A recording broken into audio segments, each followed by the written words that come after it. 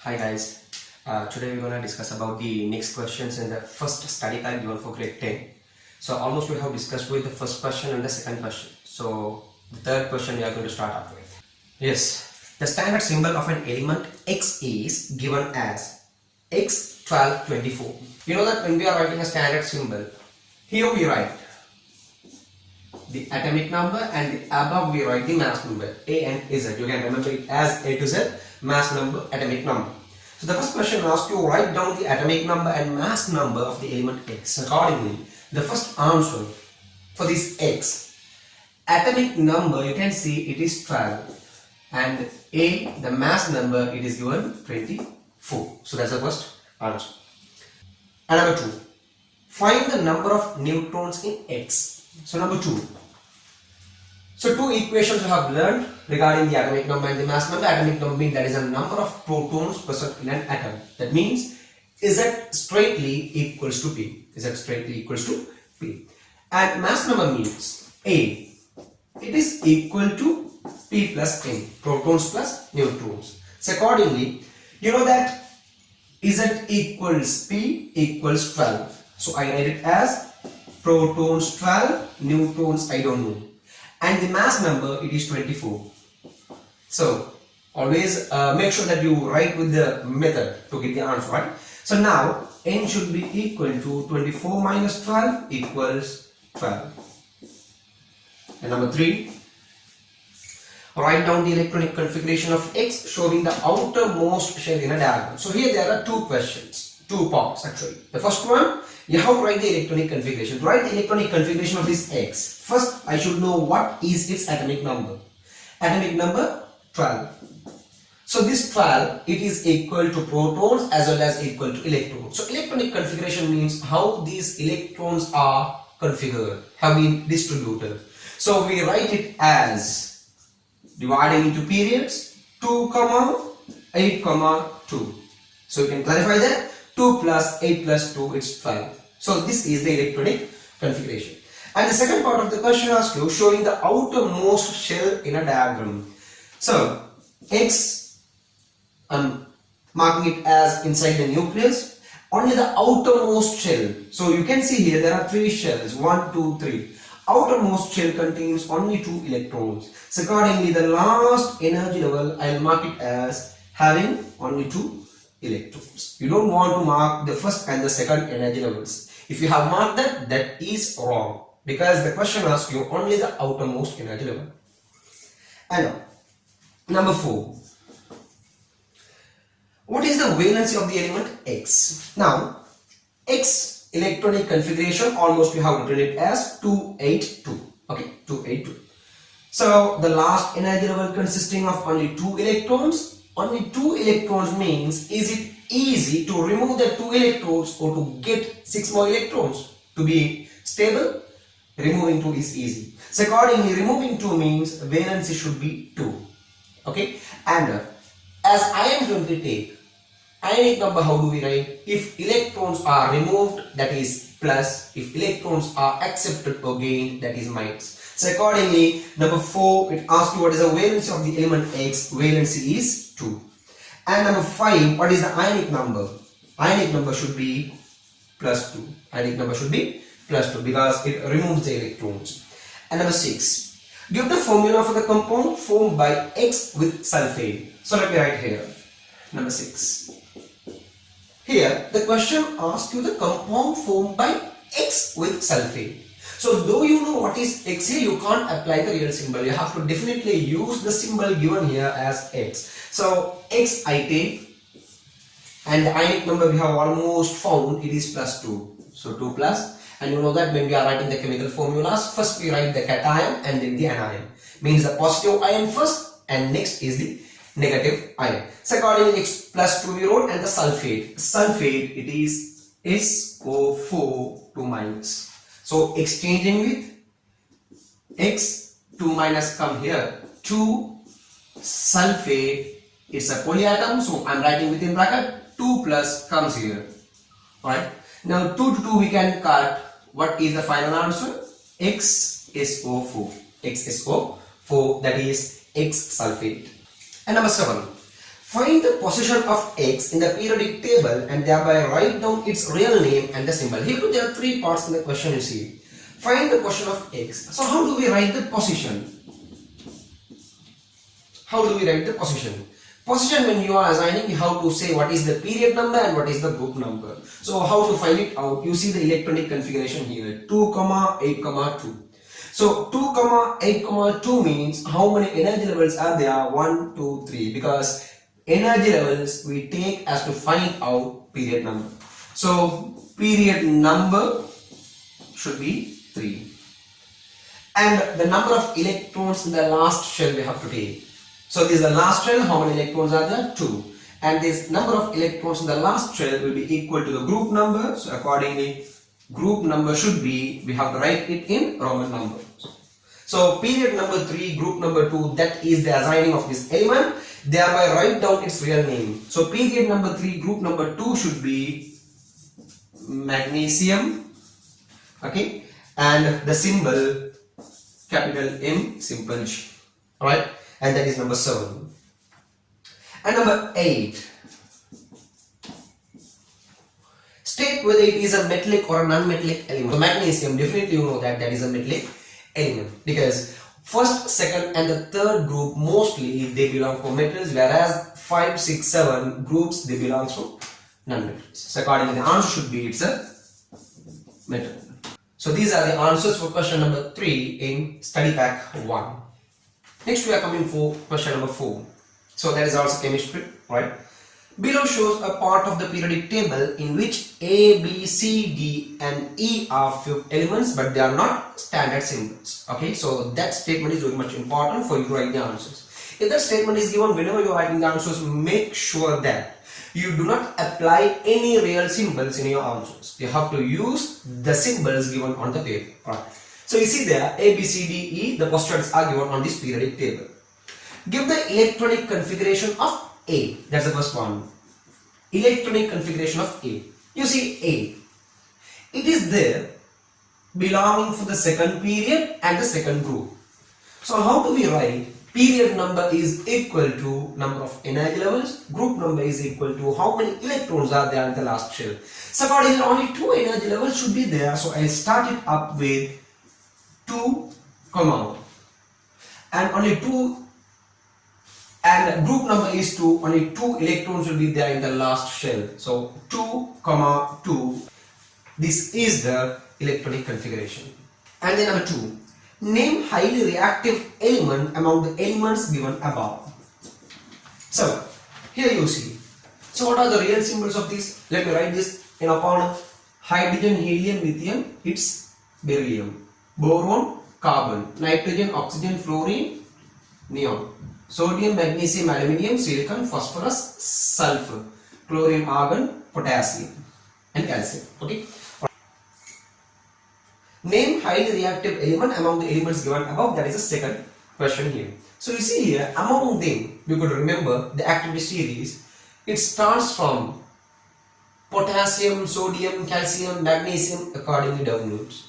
So highly reactive element, what is given here is capital E, that is potassium. But we have to write the answer as E. And number 3, give a physical property that could be used to differentiate D and E. Physical property. We have learned about the physical properties as well as the chemical properties. So D and E you take. Okay, D is sulfur, E is potassium. So what is the major physical property you can give? D is a non-metal because sulfur is a non-metal, right? And E is a metal, potassium is a metal. So you can write it as D is a non-metal and E is a metal. It's a physical property, right? And if the question asks you the chemical properties, you can write like this using non-metal and metals. That is, since D is a non-metal, it forms negative ions, anions. And E, since it is a metal, it forms cation, positive ion. So that is a chemical property. And number 4, all the elements given above undergo reactions except one. Identify the element and give reasons for these inertness. Or you know that noble gases, the elements belonging for the 8th group, they are said to be the noble gases because they do not react with anyone since they are completed with 8 electrons, or we say octet of electrons. So is the only noble gas given here, that is C. So the answer for number 4, it asks you all the elements given above undergo reactions except one. Identify the element and give reasons for this inertness. Alright, what is it? It's C. The reason is, what is the reason? Reason is since it is a noble gas with octet of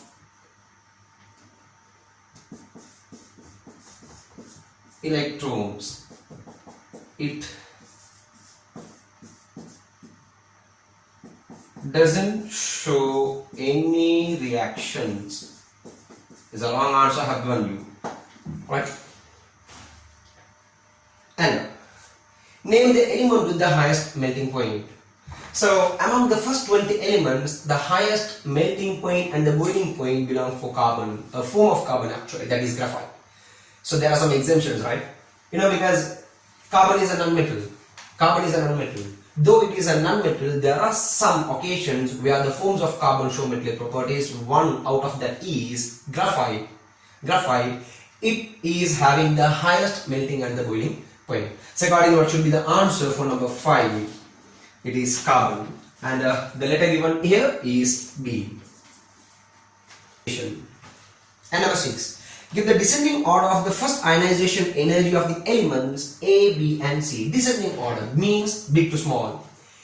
A, B, C. When you take, you have learned that first ionization energy, that is the energy needed to remove an electron from an atom in the gaseous state to form a unipositive gaseous ion. That is the definition. Okay. So X, let me take, X is in gaseous state, right? From this X in the gaseous state, you want to make X plus ion in the same state, gaseous, by removing one electron. So for this process, what is the energy needed? That is called as the first ionization energy. And I have learned that this first ionization energy, along any period, if you take from left to right, the first ionization energy will be gradually increased, and the noble gases means the 8th group of elements will be having the highest. So accordingly, A, B and C you take. A, B and C you take. What should be the descending order, big to small? That should be C, B, A. Correct, right? Next, number 7. Name the element that contains 15 protons as F in the above periodic table. You can see A, B, C, D, only 5 are given. The next letter is F. So the question asks you to assign that F as the element with 15 protons. So 15 protons means the atomic number should be 15. So how do you identify that? You know that the modern periodic table has been assigned according to the ascending orders, small to big, ascending order of the atomic numbers. So let me count it. 1, 2, 3, 4, 5, 6, 7, 8, 9, 10, 11, 12, 13, 14, 15. So this is the position where you have to mark capital F, right? And these are the answers, and these are the answers for number 4. Okay, so now we are coming for the question number 5. So Isaac Newton has formulated 3 laws regarding the motion of the objects. You can remember there are 3 laws formulated by Isaac Newton. Alright. So the first question asks you to state the first law of Newton. So what is the first law of Newton? The first law of Newton says that until an unbalanced force is applied on it, an object at rest remains stationary while an object in motion moves at uniform velocity. So means we can summarize it like this. An object, it is at rest, v is equal to 0, v is equal to 0, velocity is 0. So what I am marking here is F, and F is said to be 0. That means there is no force, no unbalanced force applied. Then the first law of Newton says that until an unbalanced force is applied, the object at rest remains at rest. It won't move. It won't move. And the second part of this, it says you that now an object is in motion. It's moving at a velocity. Same way, there is no force applied if T is 0. Then the object, until a force is applied, if not there is a force applied, if not there is an unbalanced force applied, an object in motion, it says that moves at uniform velocity. Uniform velocity. So these are the two parts in the first law of Newton. So let me repeat it again. Until an unbalanced force is applied on it, an object at rest remains stationary, while an object in motion moves at uniform velocity. So this is the first law of Newton. Number 2. Using the formula F equals ma, find the following. So you know that the second law of Newton says that the acceleration of a moving object is directly proportional to the force, unbalanced force acting on it, while it is inversely proportional to its mass. So according to the second law of Newton, there is a law, there's an equation formed up, that is F equals m into a, and this is the major equation that will come through. Force equal mass into acceleration. So using that, there are some parts where how to find it. Number 2, A. What is the force required to give an acceleration of 5 ms minus 2 to an object of 8 kilograms? Always you remember to write your answers using the equation, using the formula. So F equals ma. You have to find out the force, mass given as 8 kilogram, right, with the unit, into acceleration is 5 ms minus 2. So 8 into 5, it's 40 kg ms minus 2. For this we are giving a specific unit, that is in 40. 8 into 5, 40. Part B. What is the acceleration acting on an object of 30 grams and a force of 1.8 Newton is applied on it? So you have to find out the acceleration. So equation is F is equal to m into a. You want to find out the acceleration, so let me subject a first. A equals F over m, correct? Now the force given here is 30 grams when a force of 1.8 Newton is applied. So the force is 1.8 Newton divided by, what is the mass given? 30 grams. Remember, grams you can't apply directly, you have to convert it into kilograms. So to convert grams into kilograms, you have to divide by 1000, then you will be getting the answer as 0.03 kilograms. Okay. So when you convert it, 2 zeros you have to multiply by to convert this decimal into a whole number. So the upper part is also the same. So it will be giving you 180 Newton dividing by 3 kg. Means how much is it? 60 acceleration ms minus 2. So A equals 60 ms minus 2. So the next question is part C. When a force of 45 Newton is applied on a body, it moves at a uniform acceleration of 5 ms minus 2. Find the mass of the body. So here too, F equals ma. You want to find out mass. So F is divided by A. The force given here is 45 Newton dividing by acceleration given here 5 ms minus 2. 45 dividing by 5, it's 9, and the mass should be in kilograms. 9 kilograms. That's the answer for part C.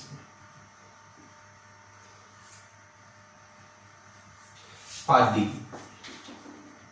An object starting its motion from rest acquires a velocity of 24 ms minus 1 within 4 seconds. If the object weighs 2 kg in its mass, find the force applied on the object.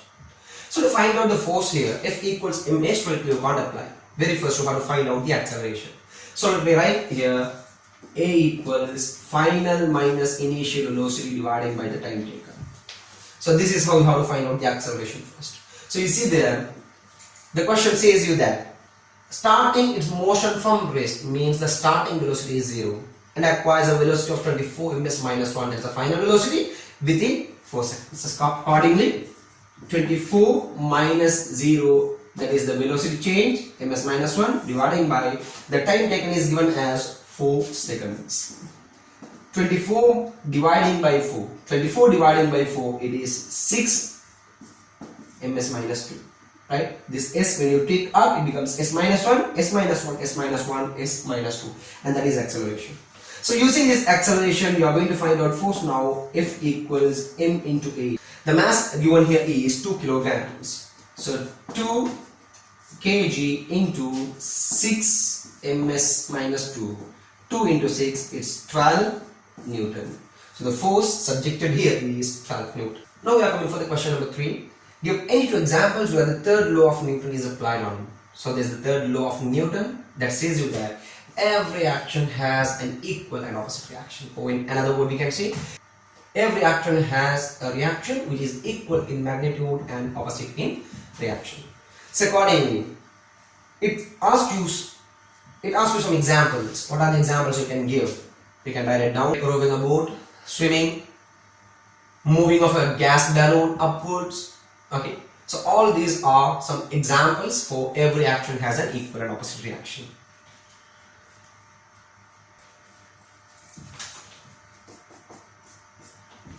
Next we are coming for number 4.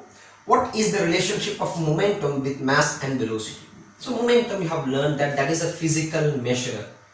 Okay, it's a quantity of how difficult it is to stop the motion of a moving object. There's an object coming towards you, you want to stop that, how much difficult it is to, that is called momentum.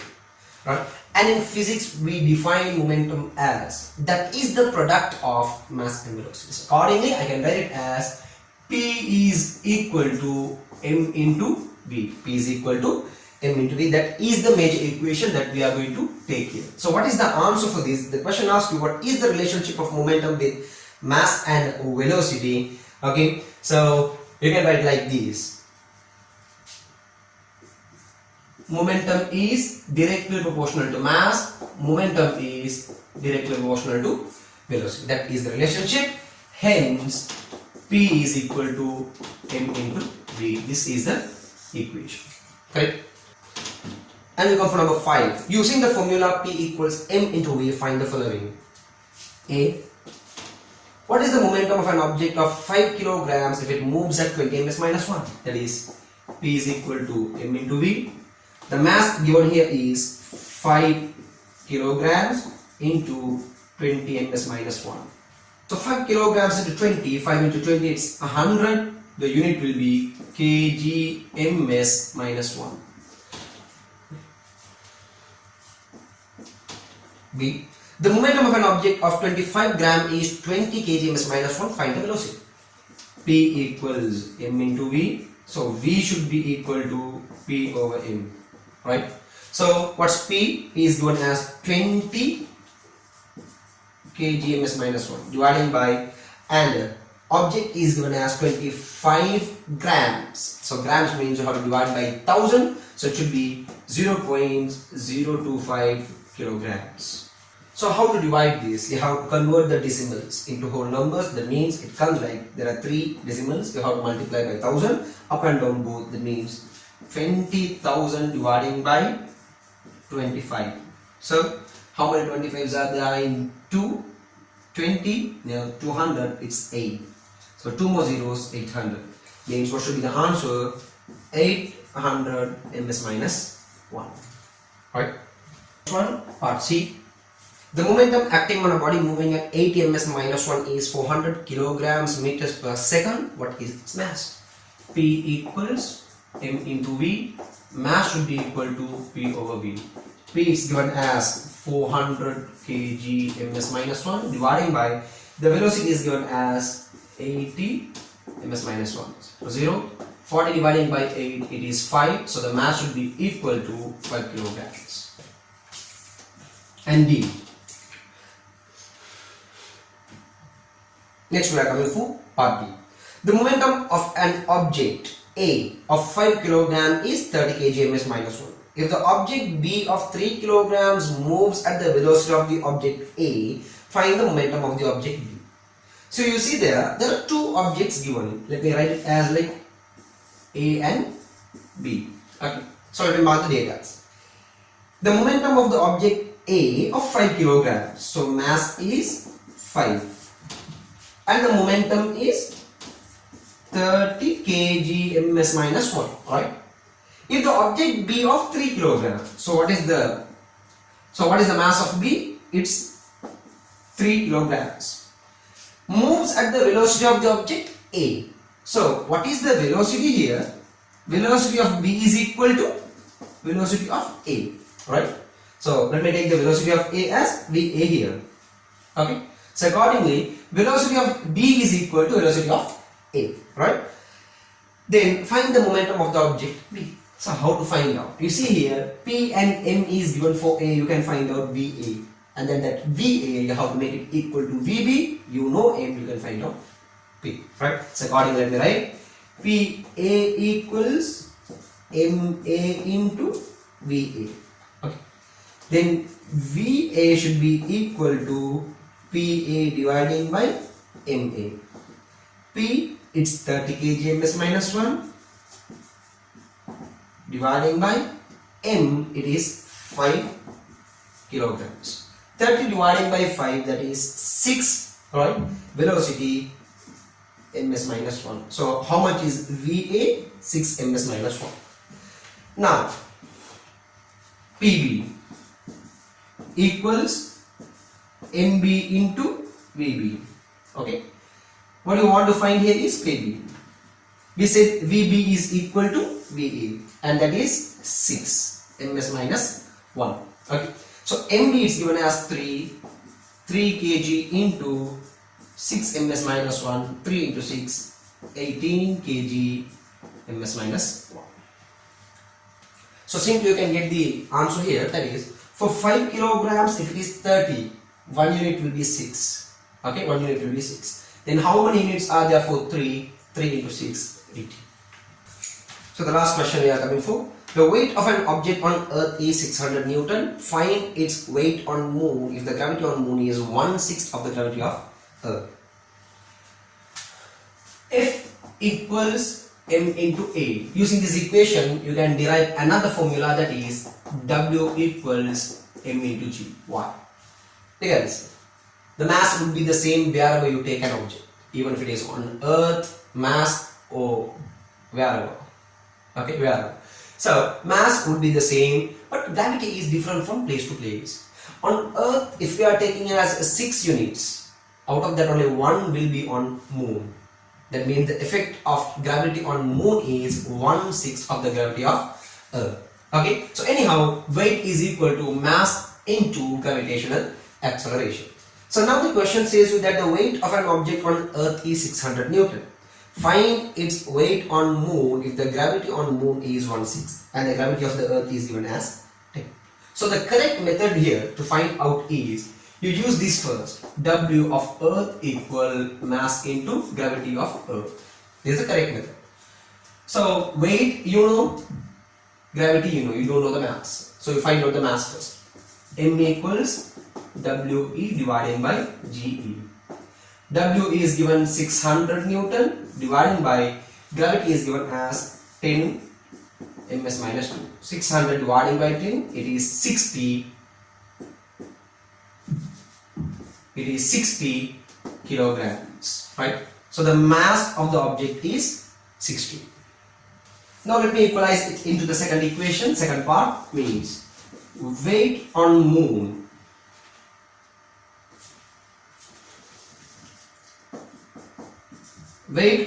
is equal to mass into gravity on Moon. So the question asks you find the weight on Moon, right? Mass is 60 kilograms into what is the gravity of Moon? 1/6 of the gravity of Earth. That means 10 ms minus 1 into 1/6. Correct? Why?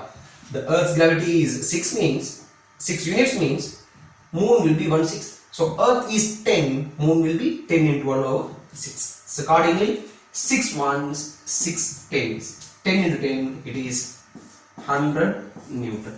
So the answer should be 100 Newton.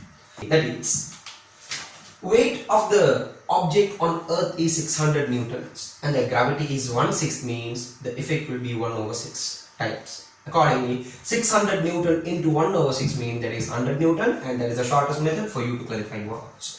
So these are the answers for all the questions, all in the sense the first and the second one we have almost discussed in the first video, and the second one, third, fourth and the fifth questions completely we have discussed. Now hope you all have understood, and if you do have any questions, any doubts regarding any of these theories that we have done now, you can forward your questions. You can comment it over there, and make sure that you follow up all our videos, all our theories and the virtual class sessions until we start up with our classes.